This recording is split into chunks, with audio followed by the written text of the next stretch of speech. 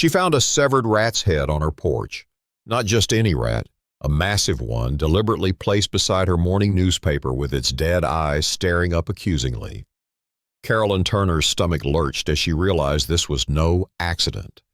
This was a message from Martin Davenport, her millionaire neighbor who'd been terrorizing her ever since she refused to sell her family home.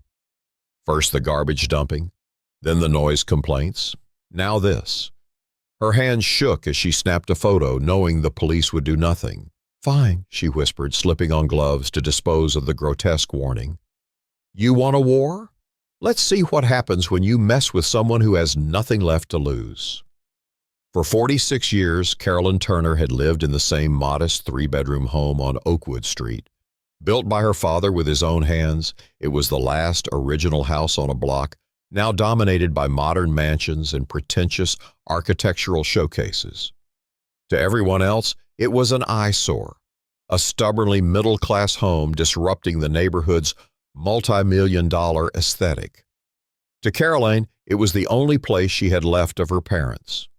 Martin Davenport moved in 6 months ago, demolishing the charming 1940s bungalow next door and replacing it with a monstrosity of glass and concrete that took up every inch of allowable space. 5 bedrooms, 7 bathrooms, a rooftop infinity pool that somehow always seemed to splash water onto Caroline's property. The trouble started immediately. "I'll give you $800,000, he'd said the day after moving in, not even bothering with a hello first. "The house isn't worth half that, but I'm feeling generous." Caroline had declined politely. The second offer came a week later, $1 million even. Again, she refused. That's when the harassment began. First, the construction debris that somehow always ended up in her yard. Then, mysterious water leaks that damaged her garden. Anonymous calls to the city about code violations on her property. All annoying, but nothing she couldn't handle. Until the trash started appearing. Not just regular household garbage, though there was plenty of that, but things designed to disturb her. Rotting meat, broken glass positioned where she was likely to step, used diapers, dog feces, all dumped over her fence in the middle of the night. Caroline installed security cameras. The footage showed Martin's groundskeeper, Ramon, following clear instructions to dump bags of refuse onto her property at 3 a.m. twice a week. She took the evidence to the police. They suggested it was a civil matter and recommended mediation. She approached the HOA. They issued Martin a warning that he laughed off, paying the small fine without blinking. She tried confronting Martin directly at a neighborhood meeting. "Prove it was me giving the orders," he'd said, smirking. "Besides, shouldn't you be thanking me? That garbage is worth more than your house." The room had filled with uncomfortable laughter. No one stood up for her, not even Mrs. Geller, who'd been friends with Caroline's mother for 40 years. Everyone wanted to stay on Martin's good side. He was, after all, a venture capitalist who could make or break local businesses with a single phone call. Now, staring at the rat's head on her porch, Caroline realized she'd been playing defense for too long. Martin didn't just want her property. He wanted to break her spirit, force her out, make her life so miserable that she'd give up and sell to him at whatever price he offered. She'd been trying to fight fair against someone who had no interest in fairness. That ended today. Carolyn took one last look at her security footage. Ramon placing the rat's head precisely at 3:42 a.m., carefully positioning it for maximum shock value. Then she made 3 phone calls. The first was to her niece, Sophia, a computer security specialist whose company protected the data of several Fortune 500 corporations. "I need everything you can find on Martin Davenport," Caroline explained, "especially anything he wouldn't want public." The second call went to James Turner, her ex-husband. Despite their divorce, he'd remain one of her closest friends. More importantly, as a former contractor who'd built half the luxury homes in the area, he knew every building inspector in the county. "Remember that favor you owe me?" Carolyn asked. "I'm calling it in." The third call was to Patrick Chin, her oldest friend and the features editor at the city newspaper. "Pat, Remember when we talked about doing a series on neighborhood gentrification and how it affects long-term residents? By lunchtime, Caroline had transformed her dining room into an operations center. Laptops, files, city planning documents, a map of the neighborhood with properties marked in different colors. Her phone pinged with a message from Sophia. Found something big, calling in 5. As Caroline waited, she reached into her father's old toolbox and pulled out the brass key she'd never thought she'd use. It unlocked the bottom drawer of his desk, where he'd kept his most important documents. And one other thing, a small, leather-bound journal detailing every water line, gas pipe, and electrical conduit he'd helped install in the neighborhood during his 40 years working for the city, including several that didn't appear on official maps. Caroline smiled as her phone rang. Martin Davenport thought he was dealing with a helpless old woman who would eventually break under pressure. He was about to discover just how wrong he was. "Time to take out the trash," she whispered, picking up the phone. "Permanently." Sophia's voice crackled through the phone, excitement evident despite the poor connection. "Aunt Caroline, this guy is dirty. Like swimming in sewage dirty." Caroline put the call on speaker as she flipped through her father's journal. "Tell me everything." Martin's company, Davenport Ventures, is being investigated by the SEC for fraud. They've been falsifying investment returns using new investor money to pay earlier investors. Classic Ponzi scheme. Caroline's eyebrows shot up. "Can you prove it?" "Better. I found emails where he explicitly directs his CFO to cook the books for their Q3 reports. He's also hiding assets, including your entire neighborhood. He's buying properties through shell companies to flip them for a massive development. The rat wasn't just a threat. He's desperate for your land to complete the project." Caroline felt a chill. This wasn't just harassment. This was Martin's financial survival. "There's more," Sophia continued. "His wife doesn't know he's broke. He's borrowed millions against their primary residence. If this deal falls through, he loses everything." As Caroline processed this information, her doorbell rang. Through the peephole, she saw James, her ex-husband, looking grim. "You won't believe what I found," he said, brushing past her with a thick folder. "Your neighbor's mansion, built with at least 14 code violations, critical ones, the type that require tearing down walls to fix." Caroline smiled. The pieces were falling into place. "How'd you discover this?" she asked, knowing James had connections but not access to private records. James smirked. "Remember Ramon, the groundskeeper dropping trash? His brother works for the building inspector. Turns out, Martin threatened to deport his cousin if Ramon didn't help with the neighbor problem. He's been documenting everything as insurance." By evening, Patrick Chen arrived with his photographer. "This story has everything," he said, reviewing their evidence.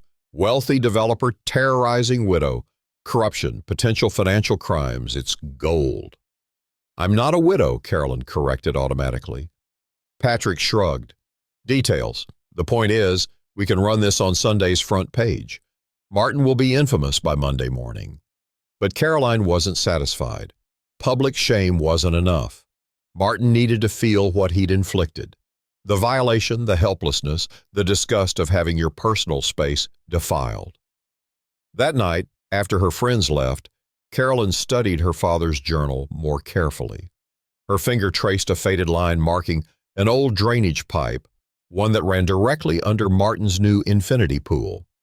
The pipe had been capped when the street was redeveloped, but according to her father's notes, the access point remained in her backyard, hidden under an ornamental rock. Caroline made one final call to her cousin Thomas, who owned a waste management company. At precisely 2 a.m., Thomas's most discreet crew arrived with a specialized truck. Following Caroline's directions, they located the hidden access point, carefully removed the cap, and attached a modified hose. "You're sure about this?" Thomas asked, his hand hovering over the control panel. Caroline thought of the rat's head, the garbage, the sleepless nights, Martin's smug face as he'd threatened her with financial ruin. "Do it." With a press of a button, the truck began pumping a specially formulated mixture into the old pipe, a combination of liquid waste, industrial dye, and a chemical compound that would emit an eye-watering stench for weeks. Unlike normal sewage, this cocktail wouldn't trigger standard detection systems. "The pressure's good," Thomas confirmed. "If your father's maps are correct, this will fill any connected cavities first, then gradually seep into the surrounding soil." Carolyn watched the tank empty, her face illuminated by the truck's running lights. "How long until it reaches the surface?" "Given the depth and soil composition, 8 to 10 hours, just in time for his Sunday brunch." As Thomas and his crew packed up, carefully concealing any evidence of their visit, Caroline returned the journal to its hiding place. Tomorrow, Patrick's story would expose Martin's financial crimes and development plans. Building inspectors would arrive with a stop work order for code violations. But first, Martin Davenport would wake to a very special delivery, one that no amount of money could quickly remove. "Rat's head," Carolyn murmured, locking her door. "Amateur move, Martin. You should have done your homework." What Martin couldn't possibly know was that before retiring, Carolyn had been the top environmental compliance officer for the state, specializing in cases against wealthy polluters who thought rules didn't apply to them. She set her alarm for 11 a.m., exactly when Martin's weekly champagne brunch would be in full swing. Caroline woke to the sound of screaming. Luxuriating in the noise, she made her coffee slowly, savoring each step of her morning routine before slipping into a light summer dress. She applied lipstick carefully, then positioned herself in a wicker chair on her front porch with the Sunday paper and a steaming mug. The perfect picture of innocence. Across the fence, chaos reigned. Martin's infinity pool had transformed overnight, the crystal blue water now a murky brown, bubbling with noxious gases that sent his brunch guests fleeing in designer heels and loafers. But that wasn't the worst of it. The specially formulated waste had seeped precisely as planned, creating a series of small eruptions across his immaculate lawn. Each volcanic pocket released a stench so overwhelming that several guests were actively vomiting into Martin's prized rose bushes. A catering van peeled away from the curb, the staff abandoning platters of untouched seafood. Carolyn lifted her mug and a mock toast as Martin's wife emerged from the house, screaming into her phone while gesturing wildly at the ruined landscape. And there was Martin himself, face purple with rage, designer suit splattered with brown stains as he tried desperately to direct a landscaping crew that was rapidly deserting him. His eyes locked with Carolyn's across the fence. She smiled and took a deliberate sip of coffee. Her phone buzzed. "Patrick, check the front page." Caroline unfolded the newspaper. The headline blazed in bold type. "Davenport Development Scheme. Millionaire using harassment and fraud to force residents out." Below it, a photo of Martin alongside images of Caroline's property defiled with garbage. Sidebar stories detailed the SEC investigation and building code violations. Martin stormed toward her property, newspaper clutched in his fist. His Italian leather shoes squelched through puddles of foul-smelling waste. "You!" he roared, stopping at her property line. "You did this! I'll sue you into oblivion." Carolyn set down her coffee. "Did what exactly? Report your financial crimes to the proper authorities? Contact building inspectors about code violations? Or are you referring to your septic issues?" She gestured to his ruined yard. "Looks like your fancy construction damaged something underground. Perhaps if you'd followed proper procedures—" "Don't play innocent," he snarled. "This is sabotage." "Prove it was me," Carolyn replied, echoing his earlier taunt. "Besides, shouldn't you be more concerned about that?" She nodded toward his driveway where 3 black SUVs had just pulled up. Men in suits emerged, 2 with FBI windbreakers, others in expensive suits carrying briefcases. Martin's face drained of color. "Mr. Davenport?" One agent approached, badge extended. "We have a warrant to search your property and seize financial records related to Davenport Ventures." "This isn't, you can't." Martin stammered, looking frantically between the agents and Caroline. "I'd invite them in quickly," Caroline advised, "before more of your, plumbing issues surface." As the agents escorted Martin inside, his wife emerged from the house, suitcases in hand. She threw them into her Mercedes, not bothering to look back as she sped away. By afternoon, the neighborhood had transformed. News vans lined the street. Neighbors who'd previously ignored Caroline's complaints now approached with casseroles and apologies. Building inspectors placed conspicuous violation notices on Martin's gate.